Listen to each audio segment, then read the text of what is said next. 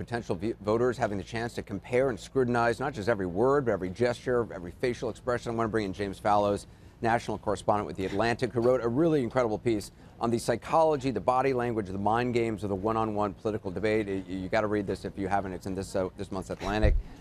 James, you and I talked before the debate about what to watch. One of the things that I thought was so interesting about your article is you said that often it's best to watch a debate with the sound turned off. So I'm wondering, I was thinking about that as I was watching the debate last night, and those cutaway shots of Secretary Clinton and Donald Trump told a story, even if you didn't know what they were saying. I'm wondering what stood out to you. I had that same feeling too, and Secretary Clinton held herself the entire time as if she was aware every second that she was going to be on that split screen, and she was, looking at sometimes attentive, sometimes thoughtful, sometimes amused, sometimes a little bit condescending, but always aware of that. Whereas Donald Trump, it's as if he forgot that he was on camera when he wasn't actually talking himself. So he was rolling his eyes, he was grimacing and all the rest. And as we talked a couple of days ago, I think if you didn't have the sound on, you would have seen an increasingly angry looking man and a basically calm looking woman. And I think that the calmer look is usually the one you want to have in these debates. Also sort of drinking water a lot, which is something he made fun of Marco Rubio for in prior instances. Secretary Clinton, I don't think, took a drink of water the entire time. In the article, you also said that Trump uses domination, humiliation against rivals. We certainly saw that during the primary debate. I guess that took sort of the form of interruptions, which far exceeded the interruptions by Clinton last night. We put together just a compilation of that. Let's just show it. Donald thinks that climate change is a hoax perpetrated by the Chinese. I think it's real. I did not. Science is real. I do not say that. And we have people that are political hacks negotiating our trade deal. The IRS says Excuse me. under the current mayor, crime has continued to drop, including murders. So there You're is. wrong. You're wrong. No, I'm Murders. not. Donald supported the invasion of Iraq. Wrong. That is absolutely Wrong. proved over and over again. Wrong. The action. How you think that plays with the audience, effective or off-putting? Well, there's a fascinating and just unavoidable gender politics to this kind of interaction. As we discussed before, too, Jane Goodall was talking about the male chimpanzees and their dominance. I think there is a precedent for imagining how this will play. That was back in 2000 when Hillary Clinton was running against Rick Lazio for the Senate in New York. And you'll recall the scene where Rick Lazio walked over and sort of was impinging on her space. And that did not play well for him. So to the extent Donald Trump's goal, or one of them in this debate, was to broaden his appeal to people who are not already in his base, including women, I think the ways in which he was sort of being an aggressive alpha male with a woman there, I don't know that will help him. We also saw Secretary Clinton in what a prior guest called kind of a sort of masterly choreographed way, goading Donald Trump, and he basically responding every single time. She often would sort of brush aside things, but he seemed to everything she dangled in front of him, he went for. It was incredible. On the one hand, you saw when the email controversy came up for Hillary Clinton, she said one sentence about it and then just moved on to whatever else she wanted to discuss. But when she was able to have these little darts or these little pinpricks into Donald Trump's flank, he wouldn't let go of them, whether it was being against the Iraq War, that incredible final thing about Miss Universe and how she was gaining weight, about birtherism. And so, usually the goal in politics is if there's a story that's not helping you, you want to move past it. But just as was the case with the Captain Khan story back during the conventions, Donald Trump couldn't let it go. So you and I were talking a couple days ago about whether she would be able to succeed in her strategy of goading him. And certainly the day afterwards, it seems as if that worked. It's also something that I guess you could argue, had he prepared more or even had mock debates, he would have been able, because these weren't things that came out of left field. I mean, they were all pretty much stuff that was floating out there. It's the kind of thing an experienced debater could have prepared for and figured out how to pivot to hit issues which the moderator didn't bring up, but which would have played very well for Donald Trump. Boy, I agree, and I was thinking that through the whole debate, and in a way that reflects on the presidency, too, because as you well know, live performance before an audience of millions is a hard thing, and these debates are an unusual unusual, unique circumstance that requires some training, and Donald Trump sort of disdained the need for any preparation. By extension, being an actual president is really hard. I think Hillary Clinton was trying to say, look, I've not only prepared for the debates, but I'm preparing to be president too, if that comes up. So I think it was again a reminder for Donald Trump that this isn't something you can just breeze into. And then, of course, the question is, what does Donald Trump do to adjust if he wants to or believes it's necessary for the next one? Well, certainly changes are possible in debating style. You recall that 4 years ago, Barack Obama did very poorly in his first debate against Mitt Romney, and he was able to sort of summon himself and do much better in the second and third. Back in 2000, Al Gore had a very sort of over-aggressive performance in his first debate against George W. Bush, and then overcorrected for the second one, where he was just almost too laid back. I guess the question we'll see in the next couple of weeks is whether actually it is possible for Donald Trump and his handlers to make this kind of adjustment. It's a different situation, a town meeting with eminent moderators, and we'll see how that's going to go. We certainly will. James Fallows, thank you. Again, the article is in Atlantic. I really recommend people read it. It's fascinating. Thanks. Coming up next, healing the racial divide. When Donald Trump was asked how to bring the country together, his answer was law and order. The question is, does that help, particularly among minority voters? What about the discussion they had last night about the birther situation? We'll discuss that ahead. It's just one of those things. That was Donald Trump's final word on the debate stage about a federal housing discrimination lawsuit filed against him in the 1970s. He made the remark while he and Democratic rival Hillary Clinton were debating the question of race in America. The discussion was wide-ranging. Let's listen. Race remains a significant challenge in our country. Unfortunately, race still determines too much, often determines where people live, determines what kind of education in their public schools they can get, and yes, it determines how they're treated in the criminal justice system. We need law and order in our country. Our inner cities, African Americans, Hispanics, are living in hell because it's so dangerous. You walk down the street, you get shot. When asked what he would say to people offended by his birther movement against President Obama, Trump responded this way. She failed to get the birth certificate. When I got involved, I didn't fail. I got him to give the birth certificate. So I'm satisfied with it. We're talking about racial healing in this segment. What do you say to Americans? Well, it was I say nothing. I say nothing because I was able to get him to produce it. He should have produced it a long time before. I say nothing. But let me just tell you, when you talk about healing, I think that I've developed very, very good relationships over the last little while with the African American community. I think you can see that. Just listen to what you heard. And clearly, as Donald just admitted, he knew he was going to stand on this debate stage and Lester Holt was going to be asking us questions. So he tried to put the whole racist birther lie to bed. Joining me now are CNN commentator and former Democratic South Carolina State Representative Bakari Sellers and Bruce Lavelle, Executive Director for the National Diversity Coalition for Trump.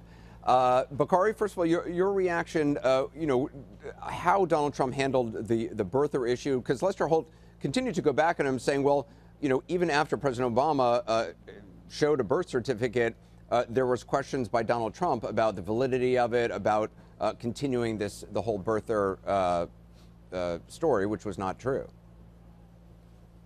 Well, I think that this shows you how unprepared Donald Trump was for this debate last night. I think the most telling statement that he said, and one you're going to hear over and over in ads, is when asked about racial healing in this country, Donald Trump, quote unquote, said, "I say nothing. I say nothing."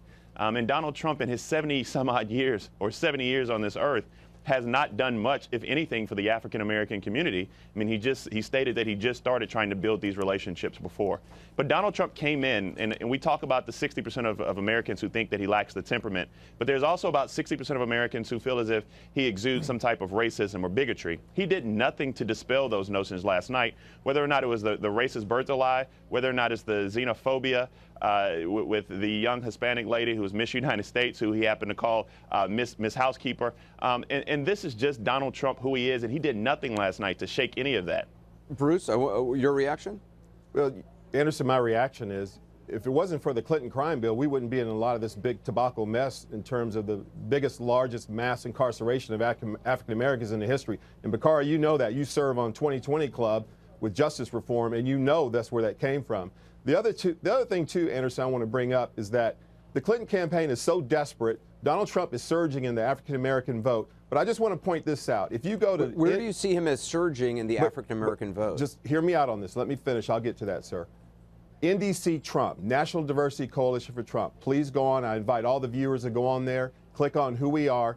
We're a coalition that was founded by Michael Cohen, who's executive vice president to Donald J. Trump, whose parents are Holocaust survivors. Okay? When you go on the site, we represent Muslim Americans for Trump, African Americans for Trump, African American pastors for Trump, Russian Americans for Trump, Haitian Americans for Trump. We're a million plus strong, Anderson. This has been ongoing since last year. So where do you see him surging among African Americans? We're 8+% and higher. We got 20+% of the LA Times. Mitt Romney had 6. We're not even to November 8th. And the Clinton campaign is so desperate that the only thing they can do is try to bring up this birther garbage that they brought up, Anderson. And here's the other thing, too. What do you mean that they brought up? The Clinton campaign brought up the birther movement. Factoid, it did. But here's the deal. What people fail to realize, when you are running for office, it is not uncommon to question candidates, their viability. If they're eligible to run for office, whether you live here in the district or you live here, case in point, John McCain being born in the Philippines, George W.'s service records. Donald Trump could care less if President Obama was green, purple, blue, or orange. There was some question because the Clinton campaign, the chief strategist said, I question President Obama's American roots. The campaign manager who said on your show said that, well, you know, that did come from us, but that was a volunteer. That birther movement, sir, came from there. It is not a racial situation. The Clinton campaign is desperate, Anderson, because they don't have a plan. Bakari, so this is the best thing they can do. So, Bakari, I mean, obviously, Patty Solis-Doyle, who explained this again, who explained this again last night, they fired a volunteer who apparently sent out an email questioning. Again, I'm just telling the facts here. Right. So, Bakari, to Mr. Lavelle's point that there's no racial component to Donald Trump's birther issue, what do you say? No way. I mean, I just think that that's asinine. I think that Mr. Lavelle knows that as well. I think the fact is that we know what it's rooted in, but we just don't have to point at the birther issue. We don't have to just point at the birther issue to talk about Donald Trump's issues with race. I mean, we can talk about the fact that he was sued by the Nixon administration for racial discrimination. We can talk about the Central Park Five. 1865, we can talk about this large no prejudice, no wrongful doing. I'm just going to finish my statement, Bruce. I'm just going to finish my statement. And not only that, but you go to the fact that last night Donald Trump wanted to simply state that what he's done for African Americans is allow them into Mar-a-Lago, which by no means makes you any civil rights patriot. My challenge to Bruce and everyone else who supports Donald Trump is, yes, we have a problem with mass incarceration. Yes, we need criminal justice reform in this country. Hillary Clinton actually has a plan. Donald Trump has stop and frisk. And if Bruce can sit here and support stop and frisk, he's going to be the only black man that I've ever met in my life who will stand on national TV and say they support stop and frisk. Is stop and frisk what inner cities in Chicago need? The subject matter was thousands of especially black children being killed in Chicago. They've done absolutely nothing. I'm willing. Do you believe in stop and frisk? Sir, I'm willing to do whatever it takes to save our children. So stop and frisk. Mayor Giuliani. Do you believe it's constitutional? Do you believe it actually works? You know, we can debate anything in court, but at the end of the day, we've got to do something. So you support stop and frisk? Yeah, do anything we can to try to save our black children in Chicago, any other inner cities, whatever we got to do. Mayor Giuliani proved that. We went from 2,500 down to 500. You know, it got debated back and forth, but it's a proactive solution. We got to do something instead of just bringing up the race card, you know. Right. You do admit, though, that the murder rate in New York has continued to drop after stop and frisk itself was stopped. They've actually been focusing more on other ways to get guns off the streets here in New York in a more effective way, that stop and frisk didn't actually get many guns off the streets. Well, with all due respect, in other cities, as well as Chicago, which came up quite extensively, it has been ongoing for months and months, our children are being killed and murdered and gunned. We have got to do something. And let me say this to Anderson, in relation to race relations.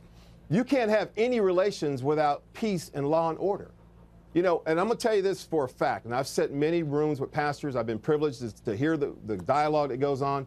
Donald Trump has so much backing from Sikhs, from African-American pastors, from the faith-based community, because he understands one thing: in order to get beyond the government, it has to be a relationship with different races coming together. You can't do that when there's total chaos in a community. So you have to restore respectfully law and order in order to give all the cultures a chance to come together. Or it's Bakari, just when chaos. you hear that term law and order that Donald Trump mentions and talked about last night, do you hear it in the same way that Mr. Lavelle does?